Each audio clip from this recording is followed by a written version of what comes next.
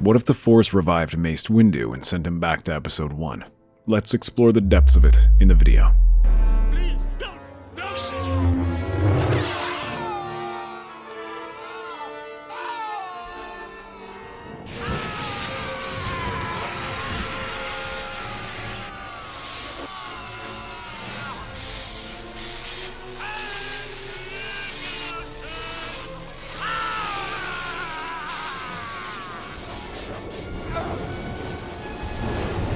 Mace Windu falls through the skyline of Coruscant in disbelief at what just transpired.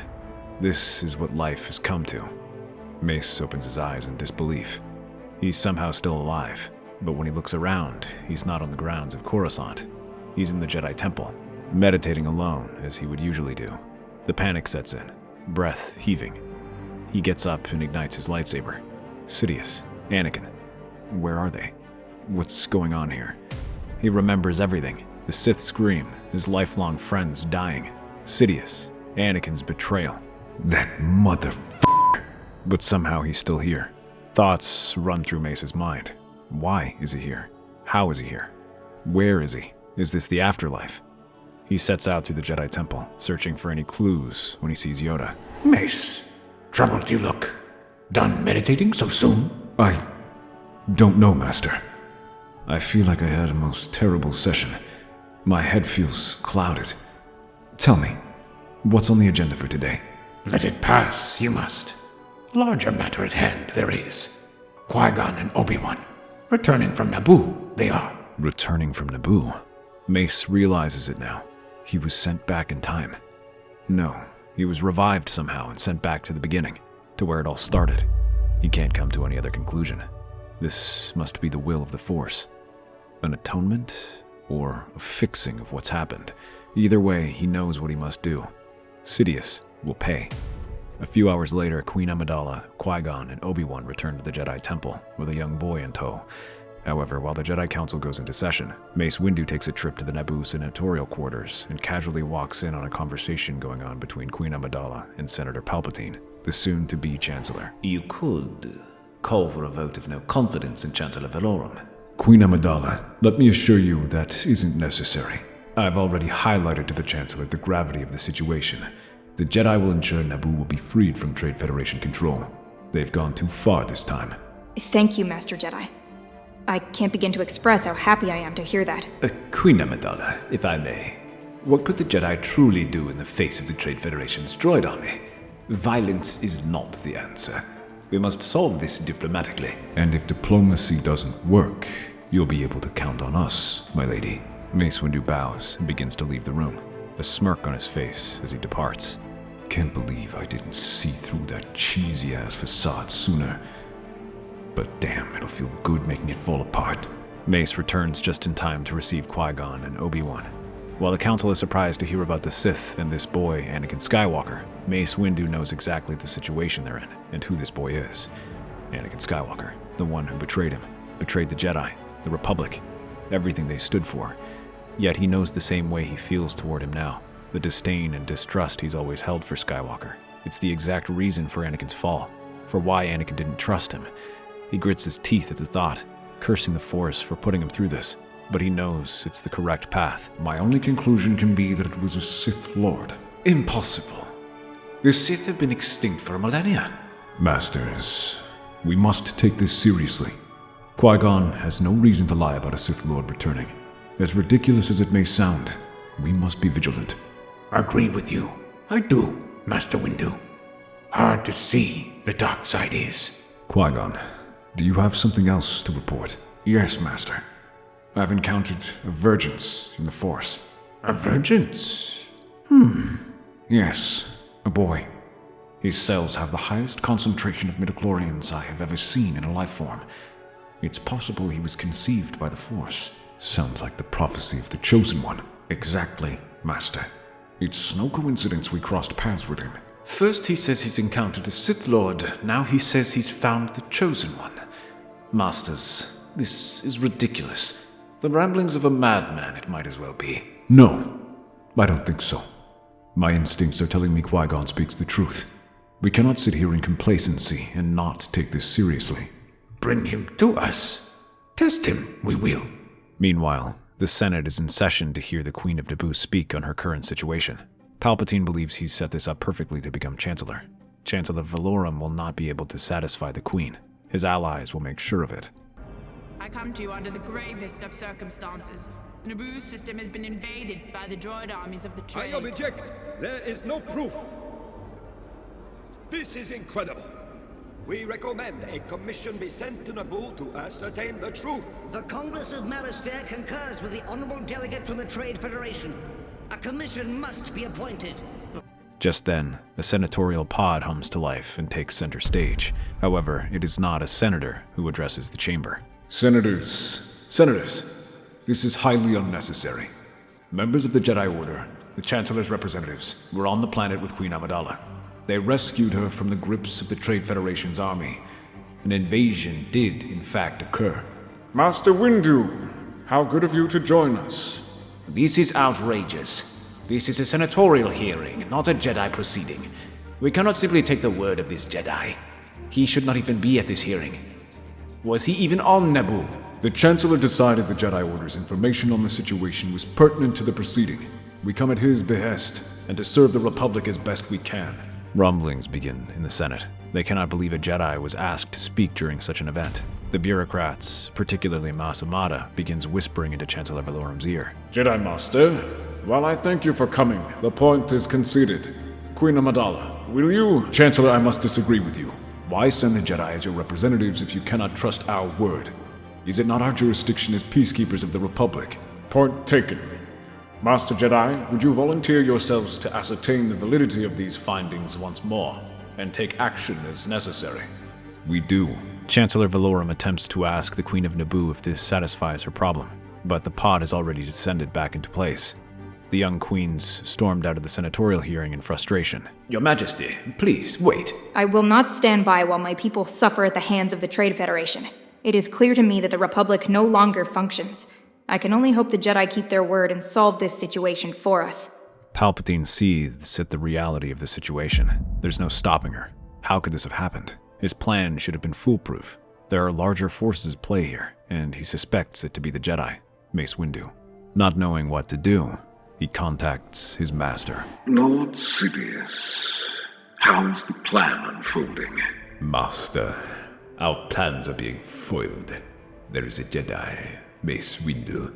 He has been a thorn in our side at every turn. He stopped the call for no confidence.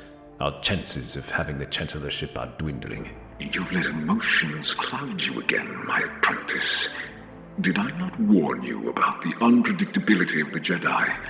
Especially that one. I underestimated him. I focused too much on the Queen, on manipulating her plea into the vote of no confidence. But Windu, he anticipated it. And now, instead of division, they stand united. Worse, she's placed her faith in them. Then pivot. Power never flows in one direction. You must learn to ride its currents. If the Queen turns to the Jedi, let the Jedi be the ones who fail her.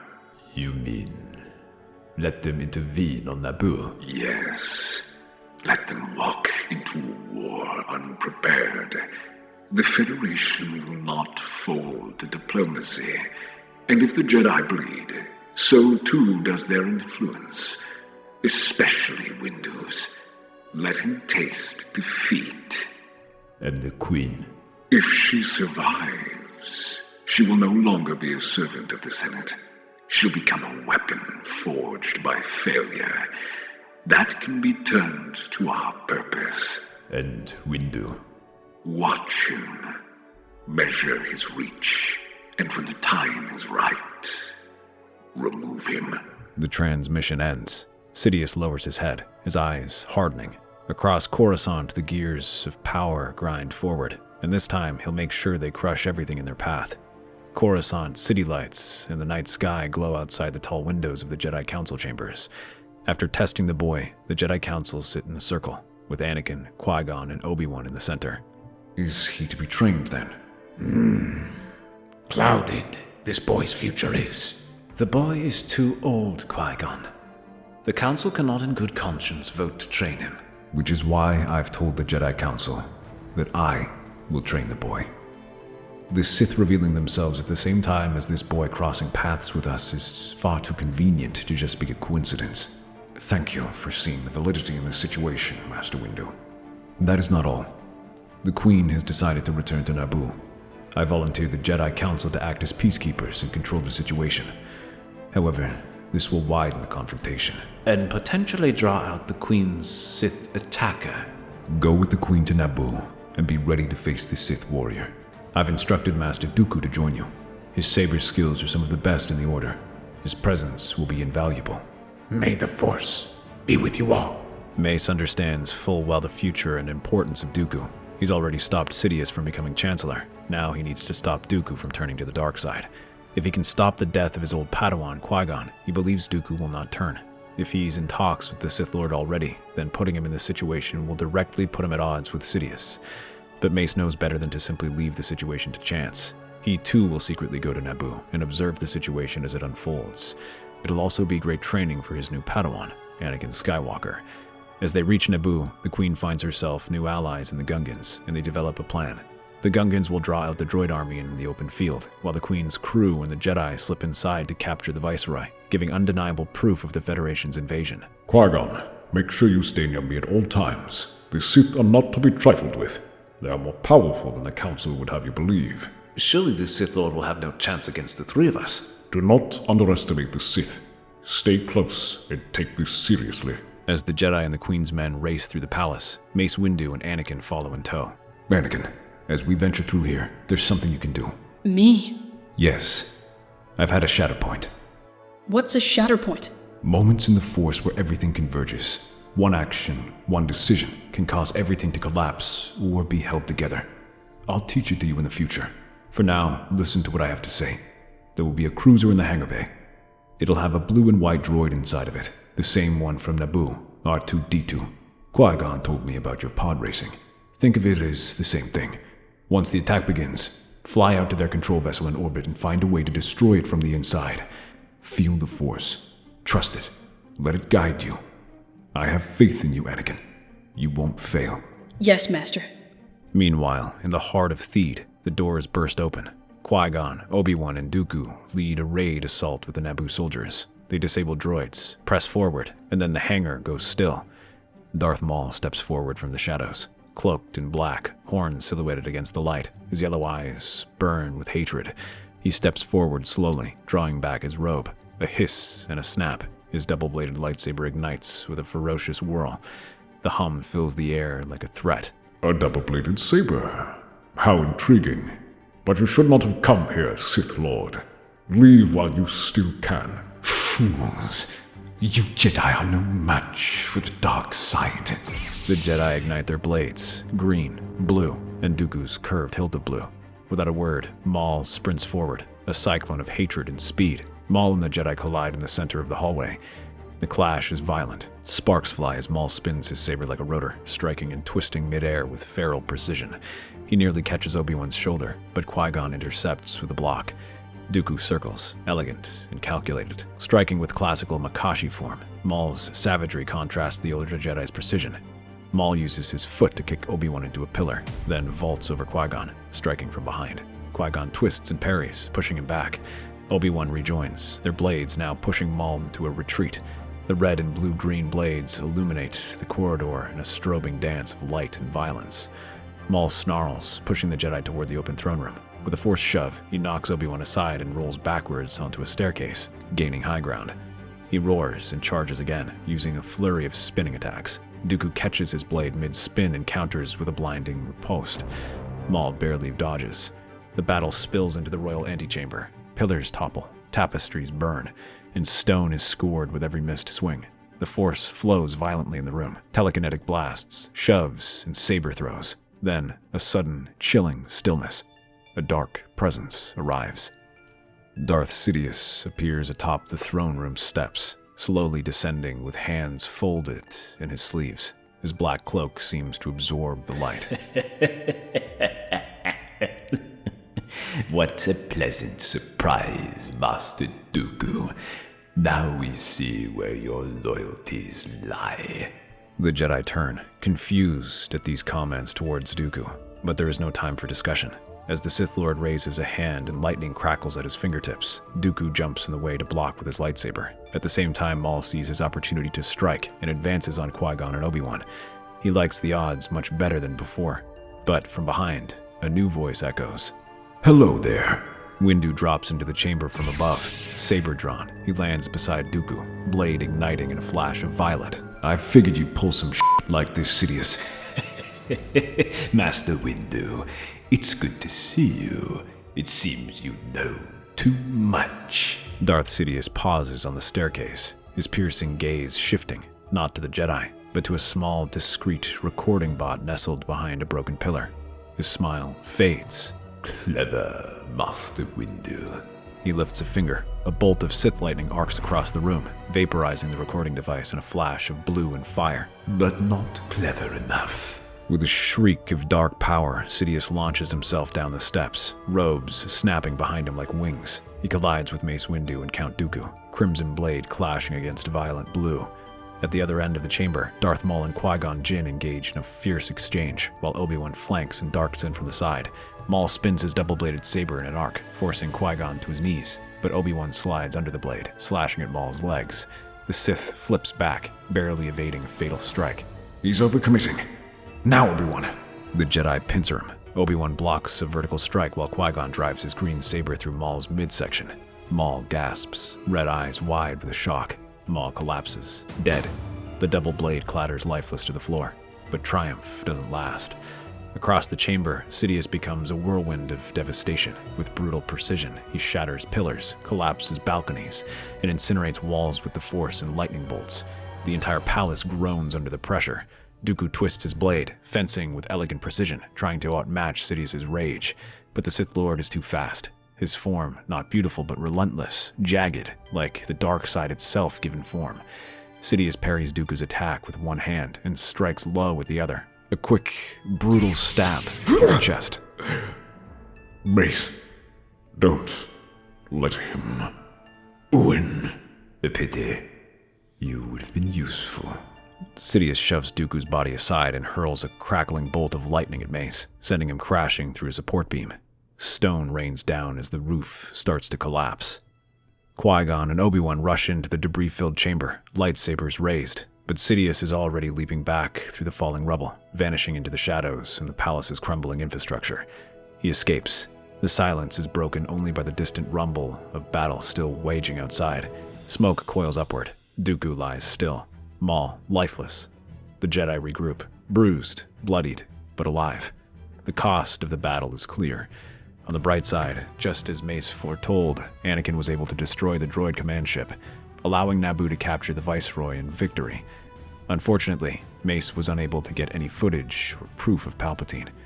Even worse, Palpatine used the battle to his advantage, discredit the Jedi and the Chancellor who supported them. The chamber buzzes with tension. Thousands of floating pods hum gently as senators from across the galaxy murmur, whisper, and argue. At the center, Chancellor Valorum stands solemnly at his podium, visibly strained. On one of the rising platforms, Senator Palpatine of Naboo rises slowly. His tone is smooth, sorrowful, but beneath the words, razor-sharp intent. Esteemed colleagues, today I do not speak as a senator alone, but as a servant of a world in mourning. THUD, our proud capital, lies in ruin. Its palace shattered, its government shaken, its people frightened and displaced. A holoprojector activates above his pod, displaying hovering images of the ruined palace, crumbling towers, and burnt-out chambers. Gasps ripple across the chamber. I must ask, where was the Chancellor's strength? Where was the authority to demand the Trade Federation withdraw immediately, before warships landed, before blaster fire echoed through the royal halls? Valorum leans forward, interjecting, voice shaking. This situation required delicate handling. We avoided escalation for the sake of the Republic's unity. Delicate? Chancellor, your hesitation invited occupation. Your silence forced war. And your reliance on Jedi intervention brought ruin upon your own constituents. Murmurs grow louder. Several senators nod. We do not deny your service, but leadership now more than ever must be decisive, strong, willing to meet crisis with resolve, not procedure. Therefore, he looks across the chamber slowly, deliberately. I move for a vote of no confidence in Chancellor Valorum. Silence. Then one pause rises, then another, then dozens. Mas Amada slams his staff to restore order. Order! Order! All in favor of the motion, prepare to cast your votes. The screen blinks. Vote in progress. Palpatine sits slowly, hands folded, expression unreadable as the seeds of his ascension begin to take root on the ashes of THUD. Mace can't believe what's happened thus far. Even after knowing what will happen and doing everything to intervene against Palpatine at every turn, he somehow still managed to secure the chancellorship. He begins to question why the Force even brought him back, why he was here. He meditates on this, trying to see the truth of the Force's message. Then it hits him. He must atone for what he's done. And the way he does it is not through sabotaging Palpatine, but through his treatment of Anakin, through his nurturing of the Chosen One. 10 years later. The wind whistles over the quiet courtyard of Coruscant, bathed in the late afternoon sun. The hum of lightsabers echo rhythmically through the space. Mace Windu, now older but sharper, watches with intensity as Anakin Skywalker spars with a droid wielding 2 practice blades. Control the angle, not just the strength. You're not beating it by force, you're beating it by understanding it. Anticipation over aggression. Again. Anakin grits his teeth and re-engages the training droid. He spins under one arm, disarms it with a well-placed elbow, and slices through its chest with a flash of his blue blade. The droid crashes to the floor. That one was faster. I almost didn't. You hesitated. That hesitation will get you killed. Or worse, someone else. Anakin looks down, absorbing the lesson. His face bears the confidence of a skilled warrior, but also the weight of expectations. But your instincts were good. You moved with purpose, not emotion. That's progress. A voice from the temple entrance cuts through the quiet. Now only if you taught him to be polite to his elders, Master Windu. Mace doesn't look back, but there's a ghost of a smile on his face. He's polite enough. For someone who crashed a starfighter into a droid control ship at 9 years old. I don't know. Seems like he's more your style than mine. Stubborn. A little reckless. I'm right here, you know. Good. Then listen. You're powerful, Anakin. That much is clear. But power without patience is a weapon pointed at yourself. He's learning. Faster than I expected. And more receptive than I ever gave him credit for. Before. There's a pause. Mace looks at Anakin. Truly looks at him. The future the Force showed me was built on our failure to trust you. I won't make that mistake again. Anakin blinks, surprised, even shaken. It's the first time Mace has spoken to him this way. I appreciate that, Master. You've changed. The Mace I remember was quicker to dismiss the unknown. I died.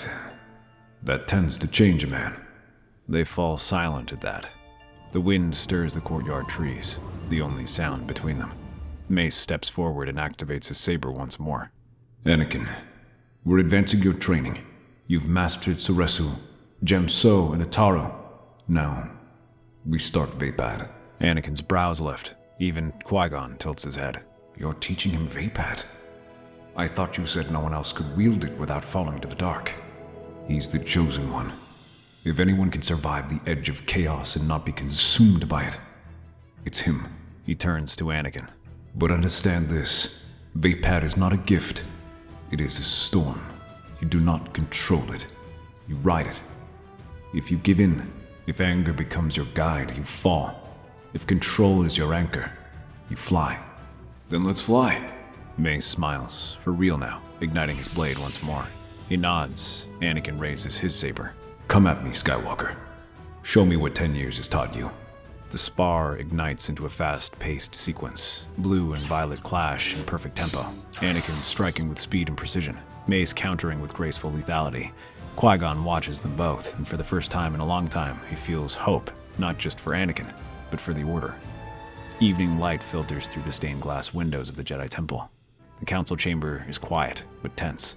Mace Windu stands at the center, surrounded by seated masters. Yoda, Plo Koon, Ki-Adi-Mundi, Depa Billaba, Luminara Unduli, and now Qui-Gon Jinn. The air vibrates with urgency. Time is running out. We've waited long enough. This is around the time it all began. The time when the Sith made their move in my timeline. The beginning of the Clone Wars. If we're to stop history from repeating itself, then the time to act is now. And yet, after all these years, we've still no clear charge to level against Chancellor Palpatine. No act of treason, no order to arrest him. Only theories. We've been careful. Too careful. We have more than theories. He gestures to a projection device at the center of the room. A blue holopulse flickers, emitting distorted audio. Faint, garbled, but chilling. Yes, Master. The Jedi are still blind. They suspect nothing. Good. Let them drift. When the time is right, we shall strike. The transmission cuts. Static. The chamber is silent. So it's true. He speaks with the Sith Lord. We've enhanced the audio everywhere we can, but the identity of his master remains hidden, shielded even from the Force. Palpatine's connection to the Sith is real, but exposing him publicly, without revealing the true master, won't destroy the Sith. It'll only force them deeper into the shadows. So we don't act against Palpatine, even now. We act, but not with a saber to his throat. Not yet. We use him to lead us to his master, because if we strike too soon, the real Sith Lord vanishes, and all this has been for nothing. A shadow within a shadow. Clearer it becomes. Then we trace the war they were preparing. The plan. The army. Kamino. The words hang in the air like a blade. I remember an incident.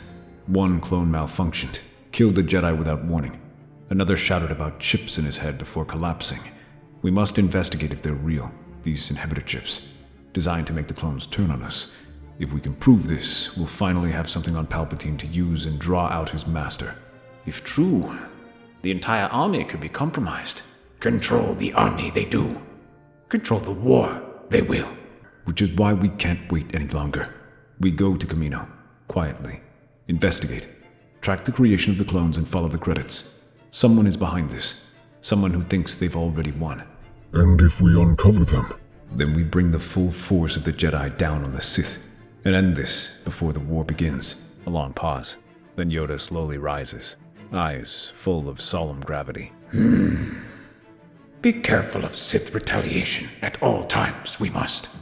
Go, you will. Mace, Qui-Gon, and Plo Koon. Bring Skywalker as well. Trusted you are. Discovered this shadow must be. Or doomed we all may be. The council nods. No more waiting. The Force has spoken. Rain lashes across the endless sea. Lightning dances in the distance. A Jedi transport pierces through the clouds and lands on the elevated platforms of Tapaka City. The doors open. Jedi Master Mace Windu, Plo Koon, Qui-Gon Jinn, and Anakin Skywalker step out into the storm.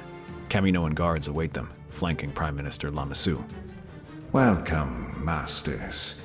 We've been expecting your check-in. It has been many years since the Jedi last visited. We're here to inspect the clones. Privately. Of course. This way, please. The group is led down pristine white corridors. Clones in various stages of development float in stasis tubes. Rows of troopers march in unison on drill floors beyond observation windows. They're identical. Thousands of them. An army bred for war, yet born in peace. Peace never needed this many soldiers. The masters are brought to a pristine chamber. A clone soldier sits silently, shirtless, on a diagnostic bed. Medical scanners hum softly. The Jedi circle the table as Lama Su speaks to a Kaminoan medical technician in hushed tones. This is Alpha 17, one of our earliest Alpha-class batches. If there's something to be found, he would be ideal. Let's find out. Permission to begin the scan. Mace nods. Anakin approaches and activates a medical scanner. A beam washes over the clone's cranium. A red anomaly pings on the screen. There's a foreign object embedded near the temporal lobe. Something surgically placed. Is it transmitting? No. It's dormant. For now. Mace leans over the display. Extract it. That would be highly irregular, Master Jedi. So is raising an army without the Jedi Council's knowledge. We will take full responsibility for the clone's safety. Proceed, Skywalker. Anakin uses the Force and precision surgical tools to extract the small biochip. He sets it in a sterile case and plugs it into a reader. As data streams in, the Jedi goes silent. It's coded in Kaminoan. The screen decodes partially. A list of protocols appears. The Jedi lean closer. One in particular catches their eye. Order 66. Orders for the clones to turn on us. There's more.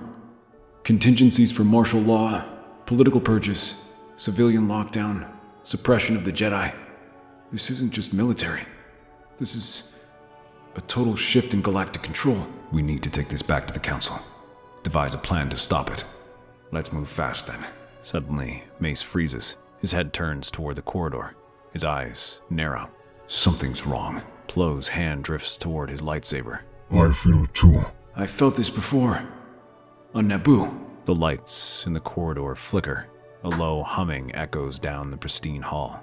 And then, so, the truth finally bubbles to the surface. From the shadows, Darth Sidious steps forward, his hood raised, his eyes glowing like embers. Beside him, tall and cloaked, walks a figure of even deeper menace, Darth Plagueis the Wise.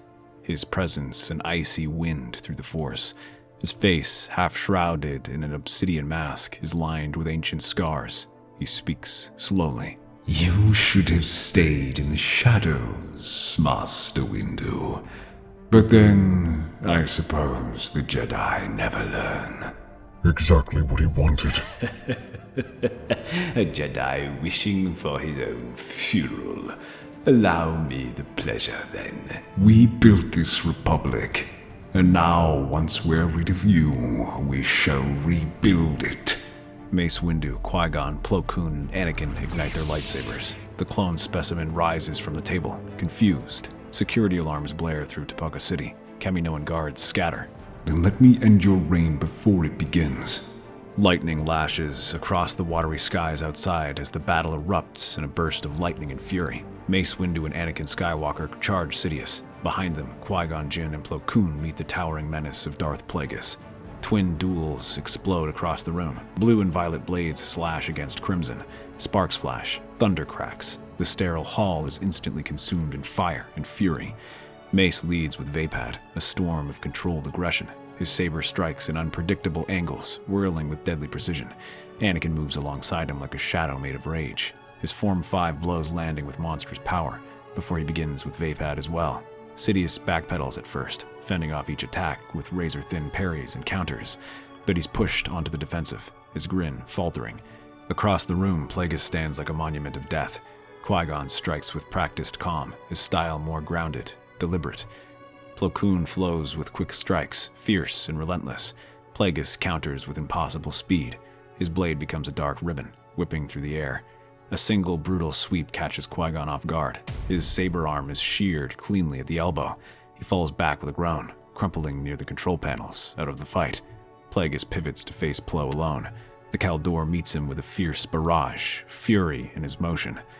Back in the main chamber, Sidious summons dark power with the defeat of Qui-Gon. With a burst of crimson lightning, he separates Mace and Anakin, but they recover quickly.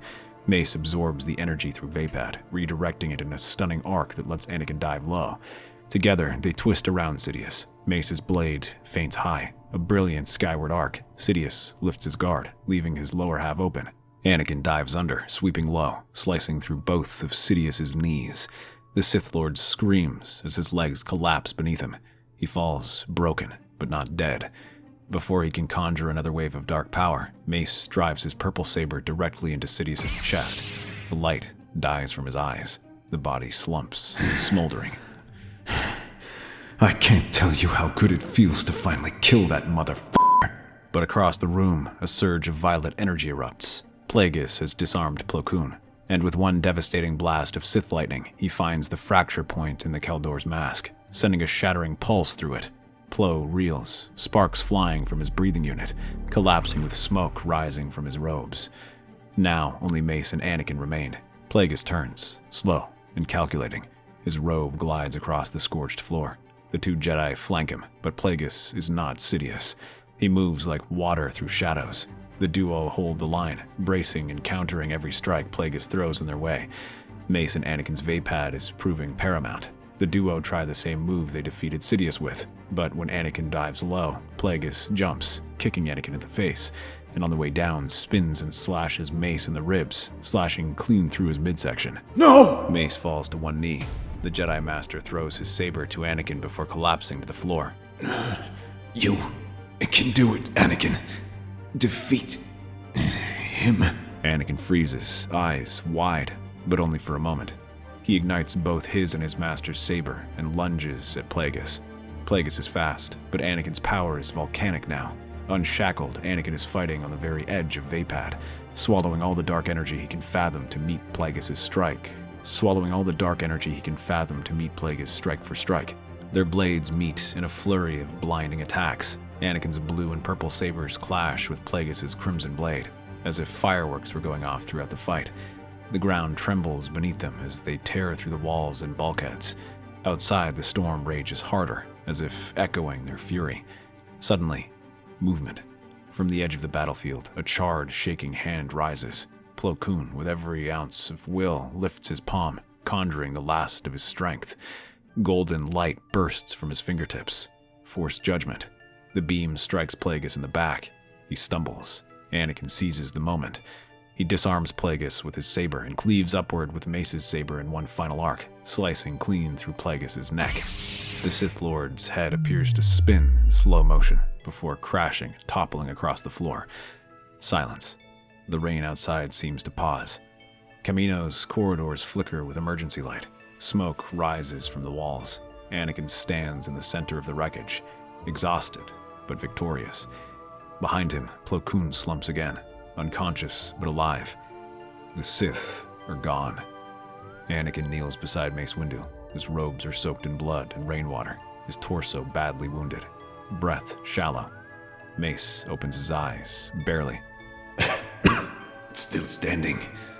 Skywalker, because of you, Master.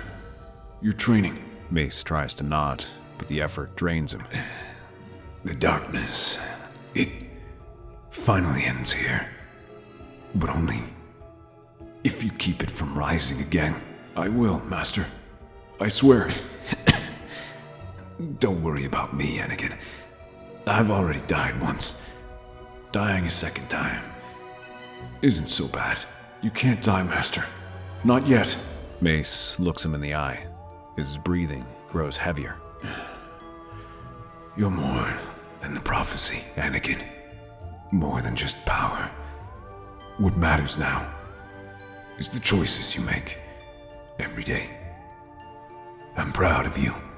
Thank you for believing in me, Master. I'll make sure this peace remains. Then, the Force is with us. After all. His hand goes limp in Anakin's grip. The storm continues to rage, but for a moment, Anakin sits in perfect stillness, surrounded by fire, rain, and the end of a war 10 years in the making. He rises slowly, looks to the broken hallway where Plagueis fell, then turns his eyes skyward. Black clouds part for just a moment. Light breaks through. 1 year later. The city is calm for the first time in years. Shuttles glide overhead like whispers. At the base of the temple steps stands a statue of Master Mace Windu. Tall, carved from obsidian and kyber-etched stone. Cloaked in traditional Jedi robes, his saber held across his chest in a symbol of protection. The plaque beneath reads, Guardian of Balance, Defender of Peace, Hero of the Republic. Around the statue, civilians, senators, and the Jedi gather in quiet reflection. The year anniversary of Mace's death. Anakin Skywalker, cloaked in brown robes, stands at the front of the crowd, arms folded, face unreadable. The council stands nearby. Yoda, Obi-Wan, Plo Koon, Qui-Gon, Ki-Adi-Mundi, each touched by the weight of legacy. Yoda steps forward. Much Mace gave. Much he left behind. In his fall, rose hope. He looks towards Anakin. And in you, Skywalker, balance found its path. The Jedi Council chambers are filled, masters seated in each of the seats, a purple lightsaber, maces, etched into the floor in the middle of the room. Anakin Skywalker sits among them, clad in Jedi robes. His rank, Master, a seat earned, not given. As we look to the future, it must begin with those we guide. Trained younglings must be, and trained well. The chamber doors hiss open. Ahsoka Tano enters, disciplined, yet still bearing her fierce independence. She kneels. Masters. This one is yours, Master Skywalker. Ahsoka looks up at Anakin, her eyes shining. I'm ready for your training, Master. Well, let's get to it then. You've got a long road ahead of you if you want to follow in his footsteps. How about yours instead? His shoes are way too big to fill. Anakin and the Council laugh and nod in solemn approval. That's our theory. The Star Wars universe is a galaxy filled with exciting stories and possibilities, and we love exploring them. If you'd like to join us on this journey to a galaxy far, far away, then please like, share, and subscribe to our channel.